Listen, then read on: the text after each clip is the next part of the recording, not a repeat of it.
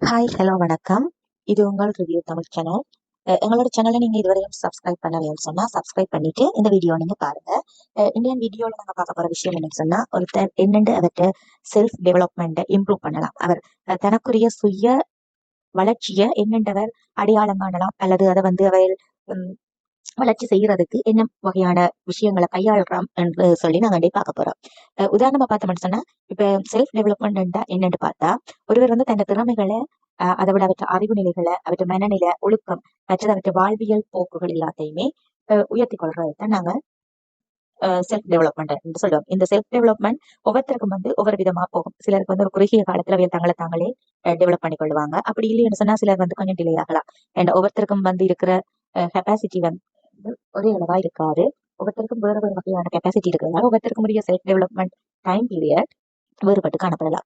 இந்த self development முக்கியத்துவத்தை நாங்க என்னட்டு பார்த்தோம்னா, ஒரு ஆள் தன்னைத்தானே இம்ப்ரூவ் பண்ணி கொண்டிருக்கிறாருன்னு சொன்னா அவர்கிட்ட தன்னம்பிக்கை அதிகரிச்சு கொண்டு போகும். அவர் எப்படிப்பட்ட சவால் தன் வாழ்க்கையில வந்தாலும் அந்த சவாலை எதிர்கொள்ளக்கூடிய ஒரு ஆளா இருப்பார். அப்படி இல்லைன்னு சொன்னா இன்னொரு விஷயம் அவைகளுக்கு என்ன நடக்கும்னு சொன்னா, அவர் தனிப்பட்ட ரீதியான வளர்ச்சியில அதிக உச்ச என்னன்னு சொல்றது, அதிக உச்சநிலை அடைஞ்ச ஒருவரா காணப்படுவார். அதாவது அவற்றை தொழிலா இருக்கலாம், அல்லது அவற்றை தனிப்பட்ட வளர்ச்சி, தனிப்பட்ட வியாபாரங்களோ, அல்லது தனிப்பட்ட பர்சனல் லைஃபா கூட இருக்கலாம். அதுல ஒரு வித்தியாசமான வளர்ச்சியை அவர் காணக்கூடியதா இருக்கும்.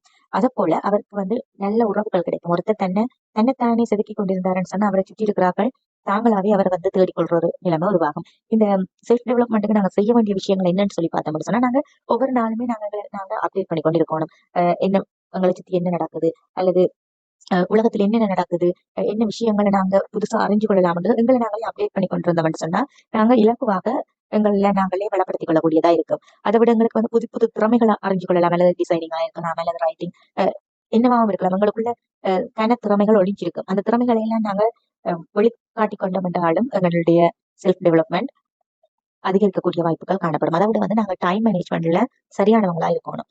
இப்ப டைம் மேனேஜ்மெண்ட் சொன்னா எல்லாருமே இந்த இயந்திர வாழ்க்கையில ஓடிக்கொண்டிருக்கும். அப்படி ஓடிக்கொண்டிருந்தாலும் உங்களுக்கு சொல்லி ஒரு டைம் ஃப்ரேம் நாங்க போட்டிருந்தோம். ஏற்கனவே நான் போட்ட வீடியோல பார்த்திருந்தா தெரிஞ்சிருக்கும் உங்களுக்கு.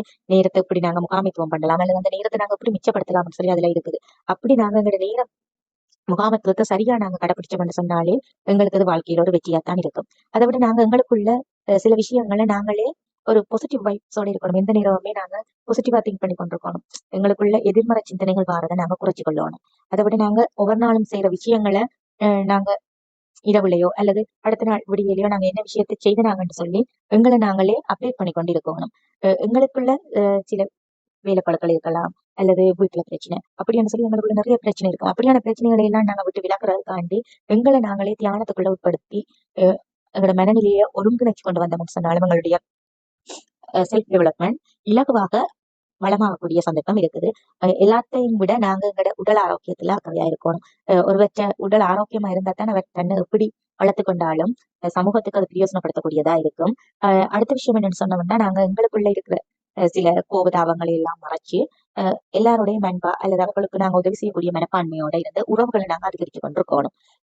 அதை விட எங்களுக்கு நாங்க ஒரு கோலை செட் பண்ணி கொண்டோம்னு சொன்னா நாங்க அந்த இலக்குகளை இலகுவாக அடையக்கூடியதாகவும் இருக்கு. நாங்க எங்களை நாங்களே வளப்படுத்திக் கொள்ளக்கூடியதாகவும் இருக்கும். அதை விட முக்கியமான விஷயம் என்னன்னா, நாங்க ஒரு விஷயத்தை செய்ய போறோம்னு சொன்னா அதுல நாங்க ஒரு தோல்வி கண்டுட்டோம். இந்த தோல்வியை கண்டு நாங்க துவளாம அந்த தோல்வி என்னத்தால நாங்க கண்டுனாங்க, அந்த தோல்வி எங்களுக்கு என்ன விஷயத்தால ஏற்பட்டது, இந்த தோல்வியில இருந்து நாங்க எப்படி வெளியில வரலாம், இந்த தோல்வியை நாங்க ஒரு அனுபவமா எடுத்துக்கொண்டு எங்களோட வாழ்க்கையை நாங்க வளப்படுத்திக் கொள்ளணும். இந்த விஷயங்களை எல்லாம் நாங்க பார்த்தோம்னு சொன்னா ஒருவர் தன்னைத்தானே செதுக்கிக் கொள்ளக்கூடியதா இருக்கும். இதைத்தான் நாங்க என்னடா செல்ஃப் டெவலப்மெண்ட் சொல்லுவோம். இதை விட நிறைய விஷயங்கள் நாங்க அறிஞ்சு கொள்ள ஆர்வமா இருக்கணும். புது விஷயங்கள் அறிஞ்சு கொள்றதுக்கு ஆர்வமா இருந்தா தான் நாங்க இலகுவாக எங்களுடைய இலக்கை அடையலாம். நன்றி.